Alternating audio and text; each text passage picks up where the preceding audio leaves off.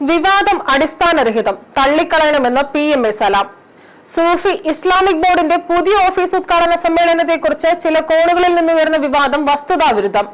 മാനവികത ഉയർത്തിപ്പിടിക്കുന്ന ബോർഡ് കേന്ദ്ര യുവജന മന്ത്രാലയത്തിന്റെ അംഗീകാരത്തോടെ പ്രവർത്തിച്ചു വരികയാണ്.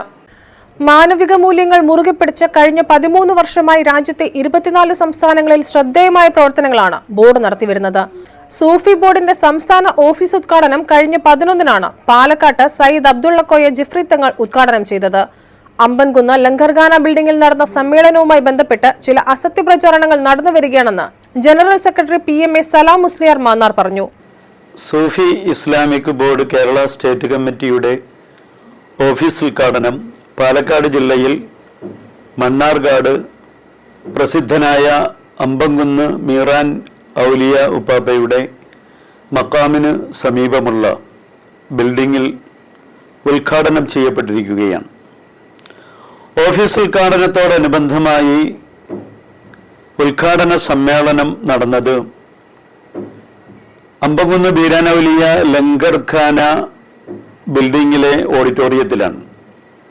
ആ ഓഡിറ്റോറിയം സൂഫി ഇസ്ലാമിക് ബോർഡ് വാടകയ്ക്കെടുത്തായിരുന്നു ആ പ്രോഗ്രാം നടത്തിയത്. തത്സംബന്ധമായി നിങ്ങളെ അറിയിക്കുവാനുള്ളത്,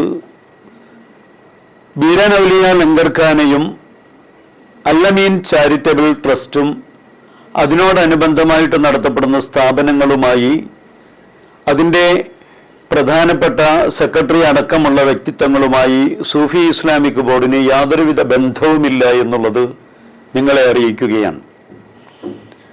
സൂഫി ഇസ്ലാമിക് ബോർഡ് കേരളത്തിൽ എല്ലാ ജനവിഭാഗങ്ങളുടെയും ഇടയിൽ സ്നേഹത്തിൻ്റെയും സമാധാനത്തിൻ്റെയും സൗഹൃദത്തിൻ്റെയും വഴിത്താരയിലൂടെ വിശുദ്ധ പ്രവാചക പ്രഭുവിൻ്റെയും വിശുദ്ധ ഖുർആനിൻ്റെയും വഴിത്താരയിലൂടെ സഞ്ചരിക്കുമെന്നുള്ളത് സാന്ദർഭികമായി ഓർമ്മപ്പെടുത്തുകയാണ്. അസത്യ വാർത്തകൾ പ്രചരിപ്പിക്കുന്നവർ അതിൽ നിന്നും പിന്തിരിയണമെന്നും ഇദ്ദേഹം ആവശ്യപ്പെട്ടു. News bureau, Palakkad.